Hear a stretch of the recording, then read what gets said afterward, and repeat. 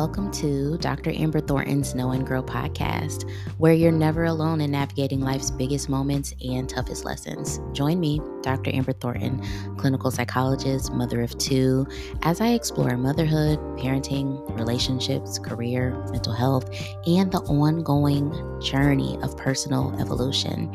No, it doesn't stop.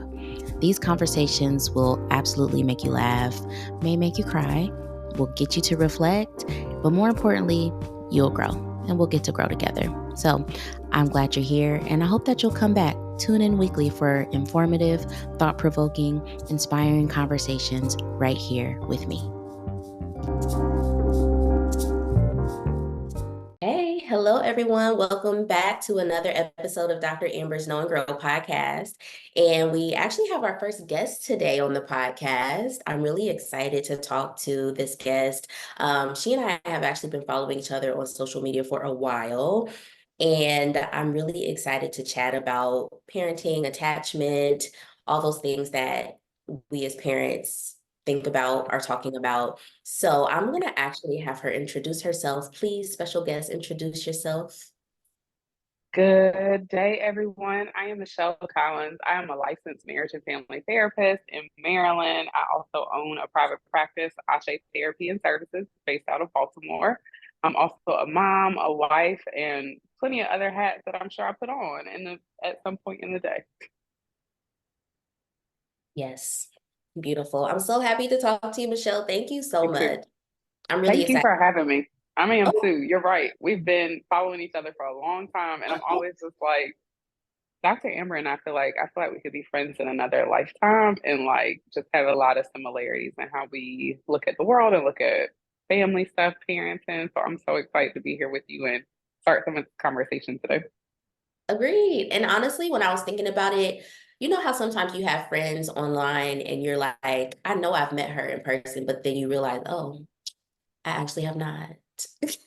You would think, right? And like even as you say that, I'm like, no, we definitely have. But like where, right? We would probably go through it and be like, I don't know. But we're again similar backgrounds, I think, in terms of clinically, even personally in some ways. And so it feels very like aligned, I guess, in some ways. And I feel like that just means that we will be meeting in the future. I'm just going to put that out there for us. It's going to happen. Oh yeah, summer for sure. We doing Yes. something. Yes. Mm-hmm. Okay. Okay. Okay. Okay. So whenever I open up my podcast, I always like to start out talking about astrology. It's Yeah. something I'm doing because I don't know about you. I'm really trying to just be more authentic and also embrace hobbies. As therapists and professionals, we tend to get stuck in this whole work life thing. And I've realized I really am Mm-hmm. interested in astrology. So I figured we could start off real quick today, just talking a little bit about what do you feel about astrology, but more so, do you ever use it in your parenting? Like, do you know your sign? Do you know your kid's sign? How does that work for you? Yeah, I funny enough, I was listening to one of your previous episodes and you were talking about how you got into astrology and I was like, "Oh, she's like really reading it. She's not doing just the like reading a little newspaper clip and like, all right, today Leo says you're gonna make some money," which I love and I really appreciate you just bringing that to the conversation sometimes, just as other pieces of it because I think otherwise we get focused right on the sun sign, I think, and people just kind of go with that and sometimes I think dismiss some some pretty cool information. So my orientation to or my understanding of astrology is really limited. I've been looking at it a little bit more maybe recently. um, Mhm. from my friends who are very into it. They know that I'm a Leo, and even as I say that, people always like do that face with Leos. So I'm What I like, just wait a did. minute, you are thinking already about me. And I'm like, I'm not a typical Leo, whatever that means. But I'm sure if I got into further into my birth chart, that would explain some of my unique or yeah, some of my specific characteristics around being a Leo. But anyway, I'm a Leo. My oldest son is a Cancer, and my baby is a Sagittarius, and then my husband is a Taurus. I do feel like though there's something happening between the four. Sometimes I look at what's going on in my household and I'm like, I mean, yes, this is personality, but whoa, whoa, y'all following some patterns right now that I've read about. And I see what now, why people look at us kind of like, oh, that's who lives in your house? Because Yeah. So that's as much as I know. I know That that our little mixture is mixy.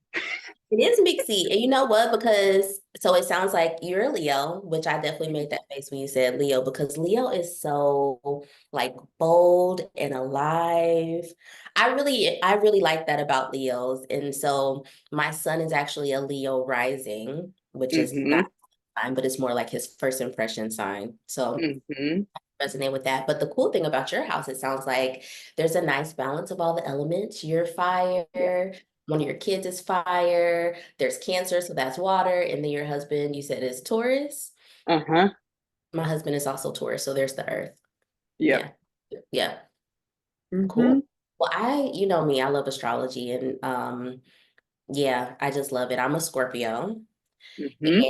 And my daughter is a Aries, my son is a Gemini, and my husband is also a Taurus. So we have all of the elements represented, which is nice. But I do like thinking about, I don't know, for me, once I've actually started diving into it more deeply, it's just kind of helped give me another way to look at parenting and how I Mm-hmm. relate to my kids.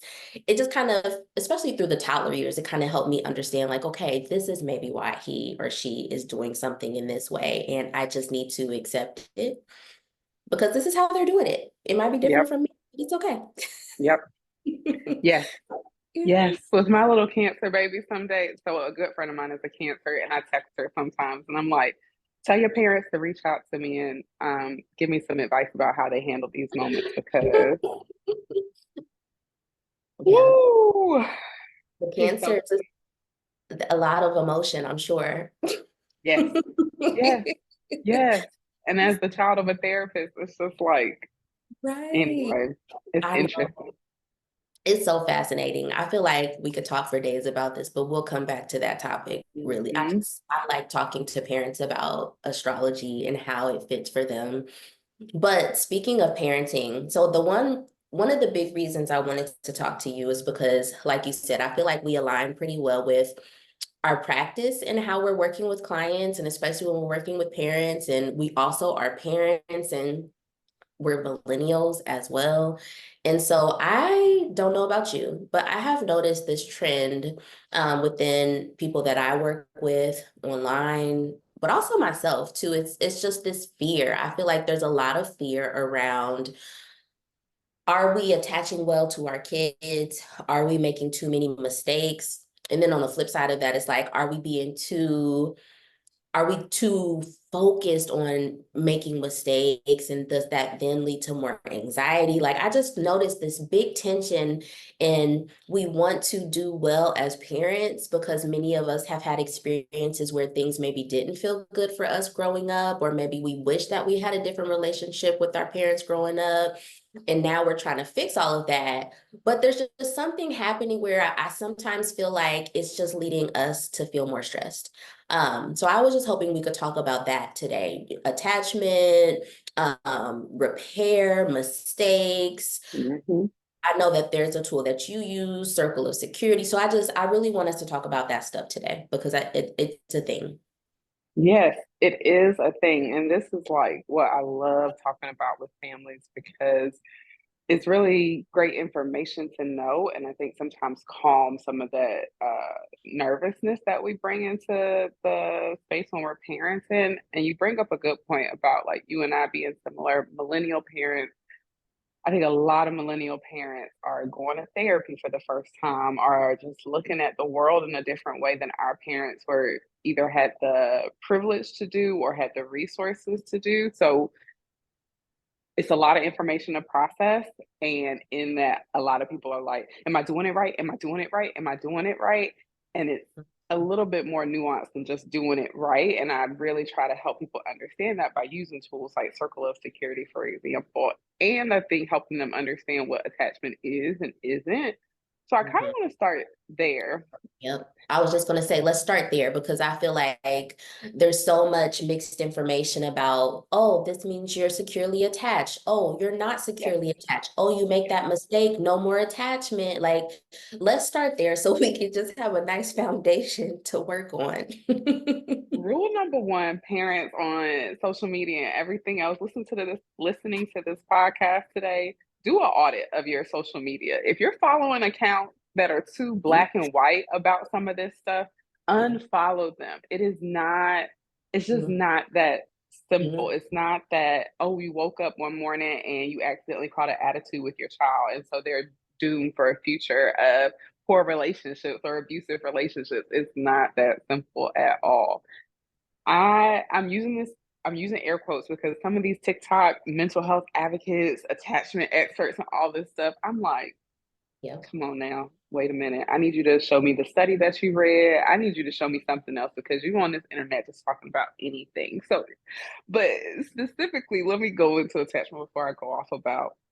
I don't like when parents are feeling bullied by the internet. I'm quick in a session to be like, we need to unfollow that account because you are great, your kids are great, and you're going to do great. So, anyway, but attachment, how it refers to a child or an infant's ability to trust in their parents or their caregivers, reliability, security, acceptance, and just overall like love. And that takes on a lot of different meanings, but I'm using it pretty loosely now.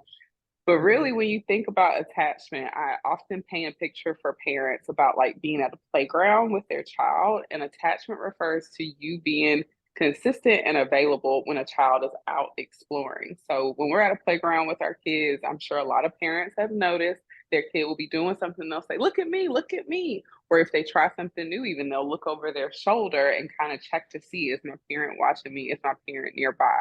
That's what Mhm. attachment refers to. Again, are you consistently accessible? Are you consistently encouraged? And are you consistently tr- being in a trustworthy position for this child? It does not refer to clinginess. So, a child that, for example, just is afraid or really anxious about leaving their parent, that actually is not a sign of secure attachment. It does not even really refer to like a baby, for example, that wants to be close to their mom or dad most of the time. That's not really attachment either. Again, attachment is this almost lifelong, or especially in early childhood, from like 0 to 6, this Mhm. process of the parent and the child creating a working relationship where the child knows they can look to the caregiver for support, for information, and for guidance through this world that they're trying to understand. Yes. Yeah.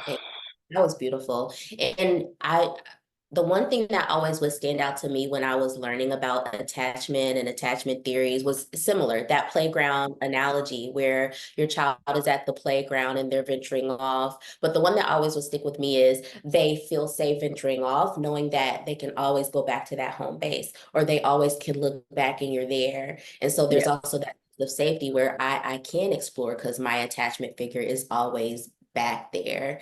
And I Hmm. love thinking about that too, just in terms of our kids getting older. I think sometimes, I know we're not there yet, but I'm thinking about teenagers. Hmm. Sometimes parents really struggle with like, oh, they don't want to talk to me anymore, or our relationship has changed, and they get really nervous about, okay, what's wrong with our attachment? When really it's like, if you think about it from that perspective, maybe your teenager is feeling safe to explore all these other identities, all these other social circles, and they know you're back there, but they feel free and safe to explore, and they know they can fall back on you, and that's a really good thing. Similar with Yeah. adults.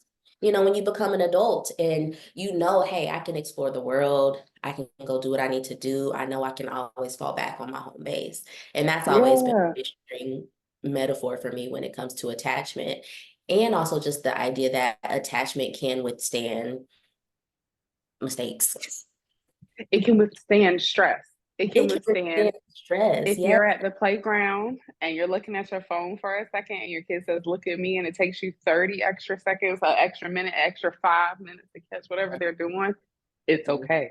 It's like very okay. Mm-hmm.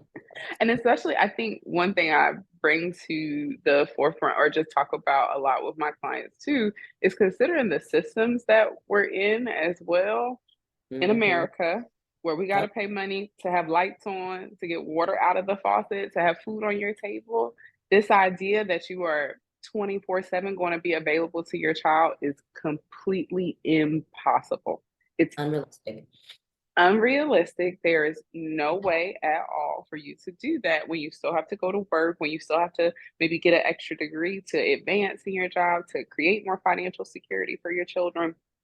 whatever it may be. But I often try to help people understand this isn't going to look like some like waking up in the morning singing songs. And as soon as your child skins their knee, that you're there with a band-aid. Like, or even No. if your child is having a bad day, yeah, it might be a couple of hours before you get home, and you guys may not be able to talk about it until the next day, and it may not happen that night, and that's okay. It's okay to accept your circumstances in some ways and figure out how to work around it versus forcing yourself into this very ideal identity that does not fit your circumstances or fit the system that you're in. Absolutely. And I think that goes back to like, so it's taking me two ways. But first, I want to go back a little bit to the idea of all this information that we get online. On one hand, like, love it. Y'all know I love Instagram. I love Yep. social media. There's so much good information. But Yes. then also what ends up happening is with a lot of the parenting accounts, the intention is to be helpful, but they're taking like one single moment and we tend to then extrapolate it to something much more, right? So like what you Yep. just said, your child skins their knee or something, and it takes a while for you to get over to them, or they're saying, hey mommy, but you're finishing up a very important email. You know, the parenting accounts will have you feeling like, oh my gosh, I didn't respond when he first called, relationship over. Like The I'm the parenting accounts will like fear inducing. Like it's yes, stressful. yes. And that's what I don't like. And I think again, many of them are very much well intended. There was one in, okay, I'm gonna take 10 seconds to vent because this one still Hmm. irks me Hmm. every time I think about it. There was one account where, you know, it was a father, which was really awesome, and with his son, and he's like, basically the premise was like, I never tell my son to hurry up in the morning. We never rush because it's important for him to feel comfortable. And I'm like, bro, I tell my children to hurry up every morning. So what does that mean? And so it's like, luckily I'm a psychologist and I can like take this and be like, okay, I get where he's going, but that doesn't mean there's something wrong with my approach or my parenting or my attachment with our kids. But there's a lot of people who might look at that and realizing, like you said, their circumstance means I gotta get to the office by 8. We gotta get out of the house by 7:45. You gotta put your, and we know with toddlers, that's a shit show. And so every morning you Yes, might be saying, hurry up, despite how amazing your routines are. Or it might just take a lot of time to get the routines to be where you want them to be. But it's things like that where it's like that can be so stressful for a parent who is already stressed, but also really trying very hard to do the best that they can. exactly. And my frustration sometimes with pages like that is one, either they don't give you the script that you could do otherwise. So they just tell you that you shouldn't be doing this thing. They never tell you what else to do. So now you're like, okay, so I'm not saying hurrying up. So And what it's do I so do? funny. It's funny you say that. My 3-year-old always jokes. He's like, Mommy, you're walking so fast. I'm like, yep, pick up your feet, friend. Let's keep it moving. Like, use that body. It's strong. Like, there's other ways to actually talk about it from a positive aspect. And again, I think some of it is so like it's Yeah. honestly a bit discriminatory to different types of families, right? You're naming people that have to be to work by a certain time. We're naming people who might be teachers. And if they are not to school on time, their principal is going to have a problem with that. And they may not always have to be able to say, oh, my 3-year-old decided to, that he didn't like that I said, hurry up, and that hurt his feelings. Like, and there's also, again, ways to say, hurry, hurry, hurry, run, run, run. Like, there's Exactly. ways to make it fun or make it more child centered, if you will, and not just make parents feel like they're doing everything wrong. So again, sometimes Yeah. they don't give you the script that you could be saying. And then I've seen some of these accounts. I'm always like trying to some of them, they're kind of interesting because they won't show the face of whoever is running it, because that's what I'm sometimes curious about too. I try to only follow accounts with people that look like me, but also their family setup looks like mine too. Working parents, living in the city, you know what I mean? Those types of things. But all Mhm. that to say, I've run into some accounts as well where they'll give you the script of what to say. And I'm like, who is remembering this 3-minute monologue to say to a toddler? It'll be like, good morning, honey. I need you to understand that we have to be to school by this time. And if you look at the clock, we still have this much time. And when we move to the green, I need you to. Too much. And I'm like, sorry, first of all, I'm not much of a morning person. Second of all, if my kid is so set on playing, there's nothing I can say or rationalize in that moment to get him to do it different. So I simply have to set up the routine different, like you were mentioning, or I got to get shorter with my language. And that's one thing, again, with these, like, some of these Mm-hmm. therapy and mental health accounts. That's how I know they're not well researched, because they're not even, or well informed, because they're not considering brain development, they're not considering neurodiversity. You can't have that much conversation with a 2 year old when they are getting upset, because I don't even think 15% of what you're saying is getting into their brain in a way that's helpful. So that's again, there's a lot of great information on the internet, and there's a lot of information that I think can just increase anxiety, increase fear, and make parents feel like, oh my God, I'm not doing this right, and my child is going to be in, a relationship in a few years that doesn't serve them, or they're not going to have high self-esteem, or whatever it is. Yeah, um yeah. yeah. And it reminds me, when we were talking about this episode, you said a phrase that I really want you to elaborate on more now: attached enough.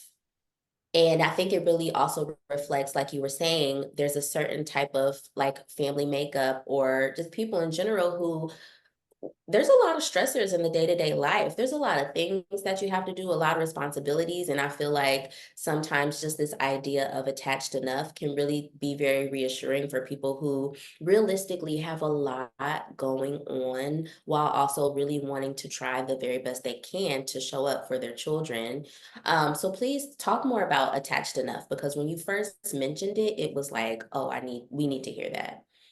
Yeah. So when I talk with parents and family members about what attachedness can look like in their family, I ask them how they are practicing mutual respect in their household. So, do you allow your child to have choices at times? Do you allow your child to have input into the family setup, especially if it comes to things just as simple as what are we having for dinner? Where are we going this weekend? Those types of things. Respecting that sometimes your child might need privacy, or your child might need some space away from everything going on because they're struggling. So, the same things that we would want for ourselves. Are we practicing mutual respect in our household? And then I talk with them about really small things that can help a child feel seen, and I think feel valued in a family system. Are you making eye contact with your child on a regular basis? Like, it's interesting when I ask that, because parents will say, yeah, of course. Then I'm like, okay, when you go home today, just notice how often you actually just look at them. It doesn't have to be this long conversation or this long drawn out thing, but just making eye contact with them when you're cooking, making eye contact when you're reading the book, for example, and they're getting ready for bed.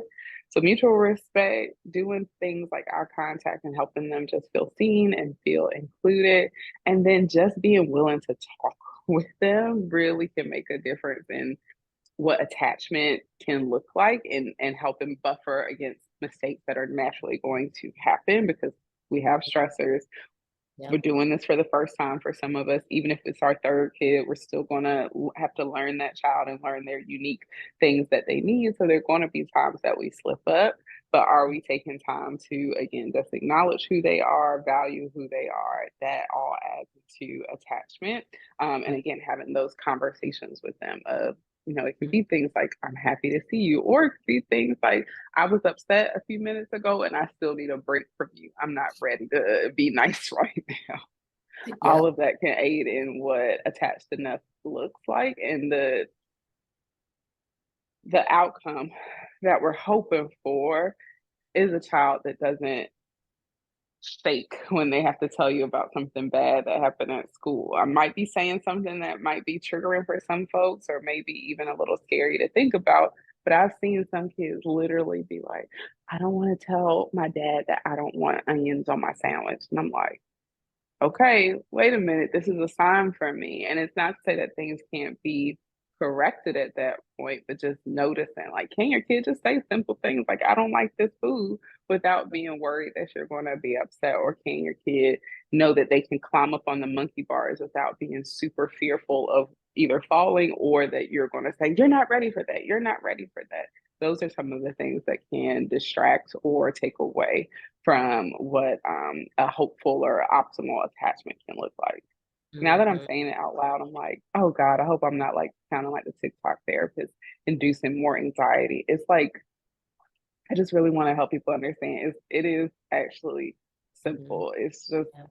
Yeah. it's treating them like humans for real. Like treating them like you would a friend. Like, I mean, I Yeah. use the word friend in my household a lot, which is an interesting, like millennial kind of curse breaking, if you will, because all of us grew up with parents that were like, I'm not your little friend. I'm my kid's little friend. Yeah. Like Me sometimes we're too. playing together, or sometimes they're making jokes and I'm laughing, or I'm making jokes and they're laughing. And in a friendship, there's balance, there's mutual caring. It's different because there's a hierarchy in some ways, and I do have to care for them in a very specific way. Yep. And there are some basic tenets of this relationship that I do in other relationships really well that I can bring here, and I don't have to make it a big deal. It's just treating Yes. them like a little person. I feel you. And I think what you said is so funny because the other day, me and my son Cedric were talking about something, and he just blows me away every time he says something. And he was basically asking if I was still gonna be his mommy when he's a grown up. And I was like, I'm always gonna be your mommy. And he was like, well, I can drive you places, and you could be my mommy and my friend. And I was like, of We course. can. We can be mommy and friends. Yes. Yes. And it very much made me think of just how generationally things have changed a bit because yeah, back in the day it was like, look, I'm not your friend. I'm your mom. I'm your dad. We're not friends. But now I think we're embracing this idea of what you said. Our children are little humans. And what does it mean to treat them well? But also, how can we open up parenting them by throwing in this aspect of, hey, we can be friends, because friendship really is just mutual, respect, mutual caring. We can do this thing where, yes, I'm caring for you, I'm raising for you, I'm providing your needs, and guess what? There's a safety here. We can respect each other. Like we can be friends. Absolutely. I think that's important. I think that's something that parents today are really embracing a bit. But Mm-hmm. also too, it is simple what you're saying, attached enough for being attached. It's simple, but also I think the what you were feeling too is like it's complex too. There's so many factors, because when you break it down the way that you said it, that's the thing that came to me too. Like this is simple. And I think that is what makes people feel assured when you're thinking about, okay, attached enough. It's really just, okay, these core things that I need to be thinking about. Do my children feel seen? Do my children feel heard? Are we making eye contact? Do they feel safe to speak? Are we communicating? Is there respect here? That's super simple. And then there was this other part of me that was thinking, and I think it's because of the book that I just wrote, A Parent's Guide to Self-Regulation, everyone. What happens if you're dysregulated and you can't do those things? Or what if you are struggling with anxiety or depression and you can't do those things, or you're just not even aware that you're not hitting those simple markers when it comes to being attached, right? And so it's like on Mm-hmm. one hand it is super simple, but then it also is it's complex, because basically I think parenting is so much more than just our relationship with our kids. It's also our relationship with ourselves and how Yes. we're treating ourselves. And do we need to go sit on one of our couches? Do we need therapy? Like, we also need to be thinking about all those other things too, so that we can access the simplicity that can be found in just maintaining appropriate and secure attachment with our kids. Yeah. Can I say something to that real quick? Mhm. I also, when I talk with parents about like embracing attachment and embracing um, the meaning of their family, I get them to talk one about their like philosophy of parenting. Where is it coming from? Who are they basing it on? Because sometimes they're basing it on people that again don't fit into their world. And then what are the outcomes that they're looking for? Because I try to tell them too, sometimes there's multiple pathways to get to this outcome. So, this one that you've been dreaming of, sure, I'll agree with you. Objectively, yes, it would be great if you could every morning start your morning routine off with song and dance, and then y'all eat breakfast together, and then you get out the door gracefully. That would be awesome, Yep. objectively. there's a lot of reasons why that may not happen. So again, if we have to adjust to this path, these are different things you can pick up along the way to still get to the outcomes that you're getting to. And then talking with parents a little bit about just like how they are practicing some of those same tenets we've talked about: self-respect, self-acceptance, self-caring. All of those pieces are critical for you to be doing internally and for yourself so that you can do it for this other kid. One thing that I loved about my own therapy journey, and I so appreciated doing that before becoming a parent, is that I embrace that I am a control freak. I tell Oh, all me my too. clients, this is a control freak welcoming practice Yep. because control means safety, and I will not deny you safety. But what that looks like in my household is every night I spend 10 minutes putting things back in the place that they live. My 3-year-old says, Mommy, this lives over here.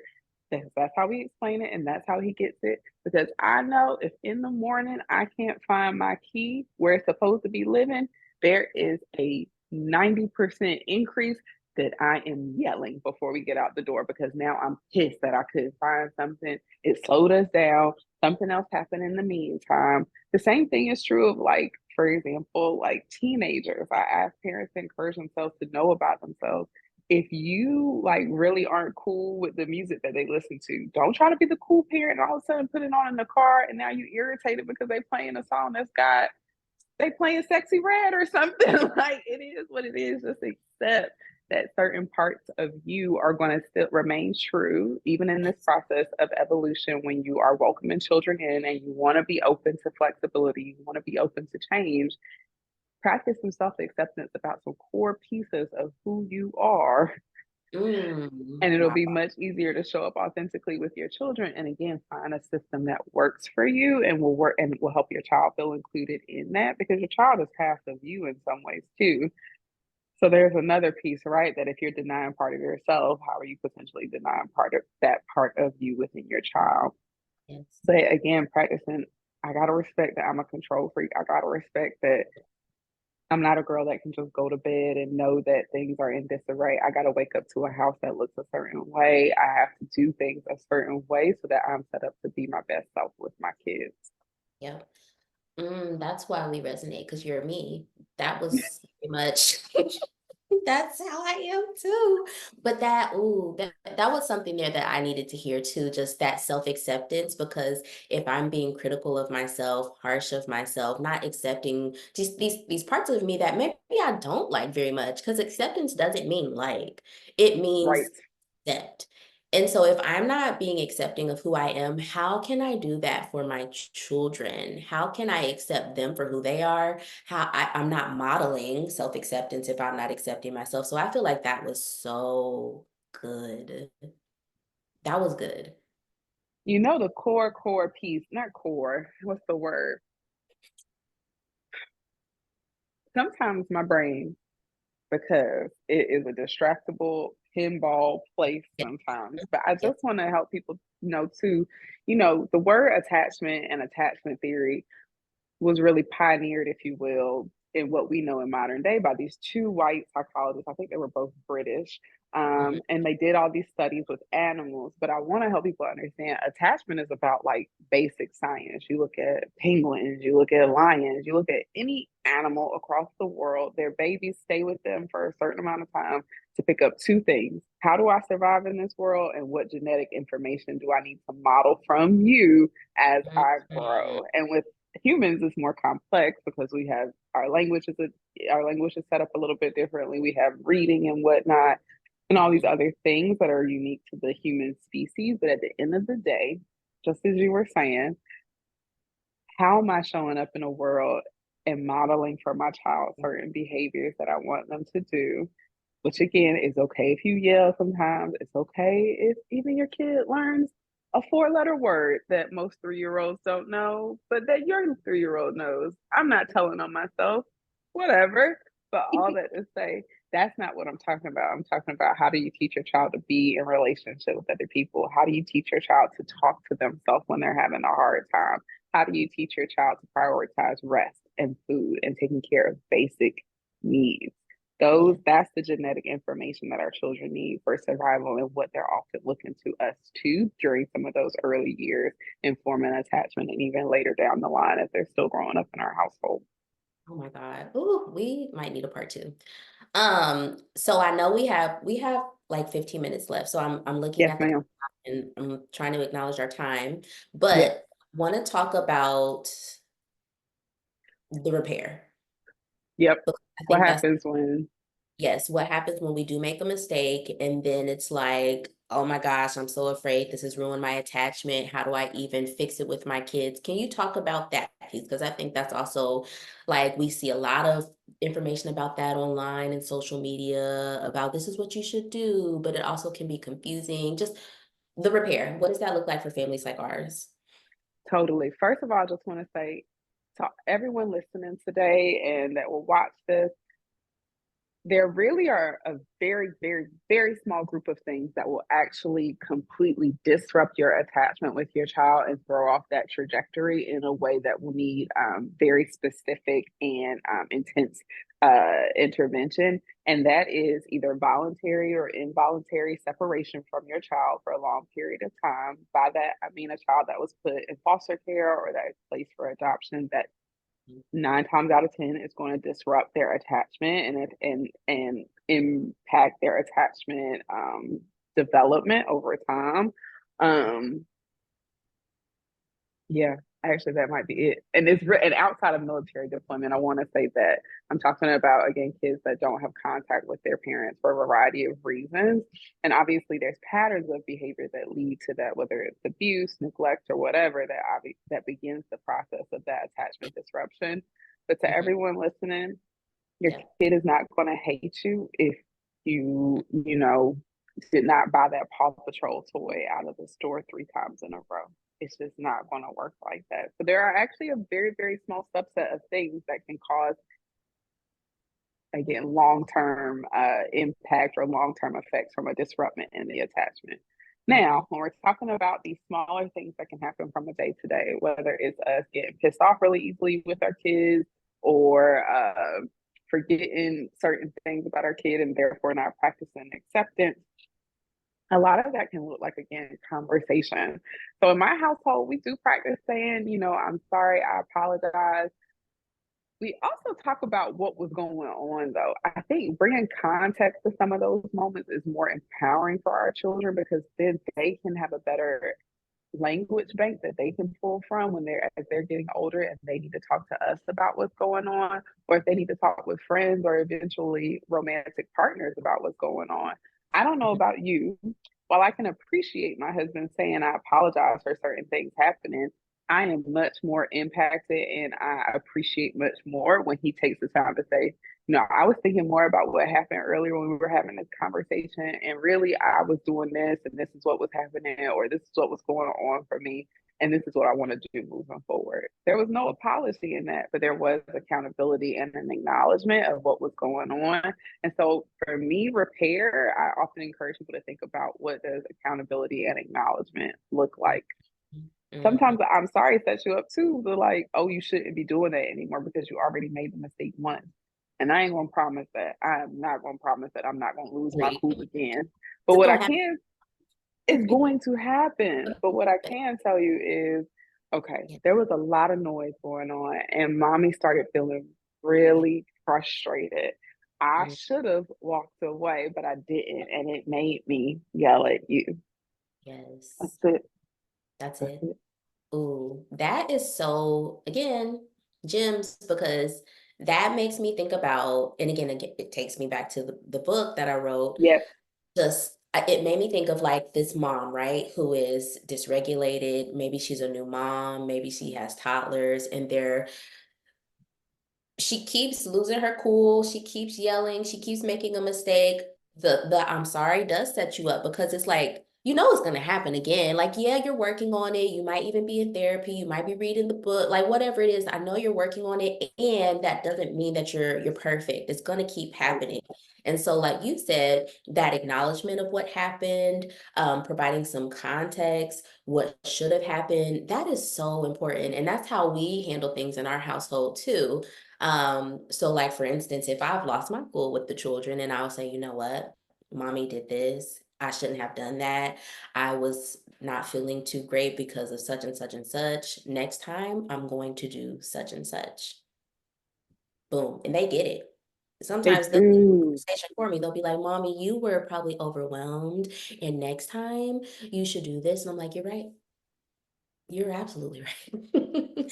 And so I agree, it's that acknowledgement of what happened, that mutual understanding, so that we're on the same page about what happened versus just an apology. Like, yes, Mhm. apology is good, but can Yes. we add context to what is going on and how things can be different next time?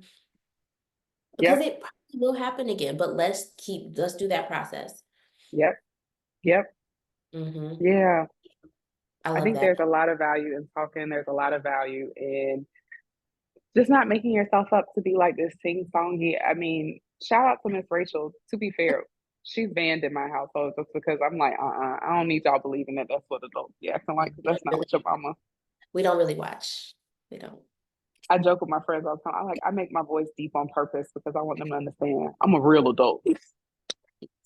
I'm not doing all of that, but all that to say again, there's and for me too, I'm thinking about different systems my kids are involved in. And I know at school, for example, they do a lot of like say you're sorry to your friend, which okay, I'll Yeah. get on my soapbox about that another day. But again, I want my child in 10, 12 years, if they have a really good friend that they're cool with and they've gotten into a conflict, I want them to have language to how to navigate that conflict versus just, I'm Mhm. sorry, but not being able to explain more of where the behavior came from, or maybe even being able to say to the other person, you know, you were upsetting me in this moment, and that's why I had to like kind of get this way with you, or whatever it is. So, context, context, context. And there's a lot of Yeah. opportunity to practice that language early with our kids and not think that they're either too young or that they're only I don't even know if I'm sorry really makes a difference to our kids all the time as much as we want it to, if that makes sense, because they hear it in so many different or in so many different spaces. But Agreed. again, I think the communication piece and being open to just using two sentences versus just the one can really be helpful when you're doing repair with your kids. Yep. Yep. I completely agree. Before we start to wrap up, I know that we Mhm. wanted to talk about a tool that you use with your clients a lot, circles of security. So can you elaborate on that a bit? And what I will also do is share some information about it in the show notes so people can go to it if they want to hear more or learn more. But tell us about that tool and how we can use it and why it can be helpful. The Circle of Security is a really awesome program that offers training to parents, therapists, anyone that's interacting with kids to understand what it means to be that secure home base for a child. They have this awesome picture that is a circle because what we want is our kids to come out like a boomerang into the world and be able to circle back and know that that home base is steady, that home base is accepting, and that home base is trustworthy. The circle of security refers to ways we can practice that with our child by delighting in them, watching over them, only taking charge when we need to. And so there's some very specific behaviors named in that circle that parents can do outside of just outside of being just that secure base. And I like using it with parents because it's a clear picture of what you're aiming for. And again, there's some specific language that you can bring into your everyday world of how have I delighted in my child today? Have I laughed at them? Have I been silly with them, for example? Or have I said, "Ooh, you look nice today," something like that. And so the circle of security is a longer training program and all that stuff. But again, I like using it with parents for the picture piece and also some very specific, let's this week focus on how do you help your child organize their feelings, for example. Yeah, I love that. And like you said earlier, how do we make these things simple? And it sounds like that is something that parents can easily go to. It helps to provide them the language for how to do these things. And there's even like this visual imaging for what it looks like. Because I just think so many of us millennial parents, working parents, parents with small children. There's so much going on, and we need things simplified and just, help me do the things that need to happen. Just, I think that is just very key for parents right now. How do we make Mhm. it simple when it seems Mhm. so complex? How do we make this more simple? Mhm. And so we can feel Mhm. more comfortable and confident too. Yes. Yes. hmm I love Yeah. that. This Yeah. was amazing. I So, know. and I feel like we need to have another conversation. So we'll talk about that another I day, love how we that. get back in the Yes. podcast. And you know what? I keep Yes. thinking in Baltimore, maybe it should be in person. Let's do But it. I always end every episode with an affirmation card. So I want to make sure that we pull a card today because Yeah. for me, I like doing this. And actually, I'm gonna ask you, do you use affirmations in your practice? All the time. Really? All the time. All the time. They're really good.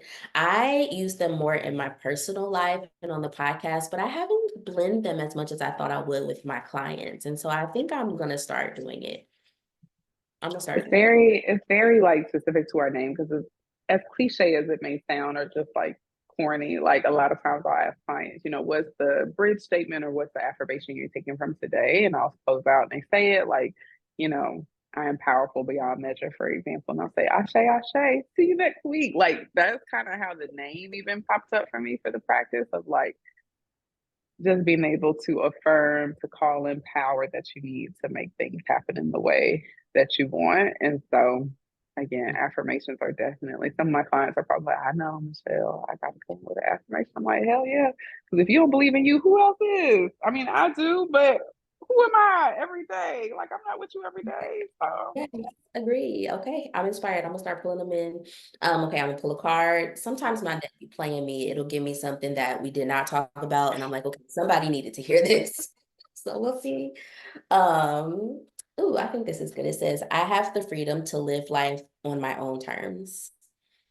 yes, that's I think it. I think it fits. I have the freedom to live life on my own terms. Yeah. Mm-hmm. I think it fits, Mm-hmm. especially with our conversation around the internet and taking advice from certain people. But like what it makes me think of is just intuitively feeling confident knowing that you do have the answers, even if you need a little bit of help finding Yes. them, trusting yourself, trusting your instinct with how you're building your relationship with your kids. And you don't have to do it like Miss Rachel does it. You don't have to do it how we do it in your own way. And that's probably the most effective way, the best way Mm-hmm. for you. Mm-hmm. Yeah. This was so fun. I'm so glad we got to do this. Me too. Well, thank you so much. Thank you for Thank taking the you. time. I really do appreciate it. And we'll talk soon.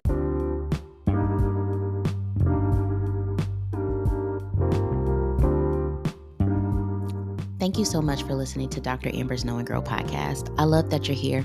I love that we're learning together. We're growing together. We're navigating all these things together. We're really in this together. So if you enjoyed today's episode, please leave me a 5-star rating and review.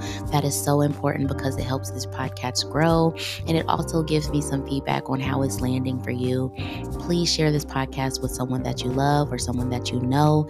And don't forget to connect with me on social media at Dr. Amber Thornton. I'll talk to you soon.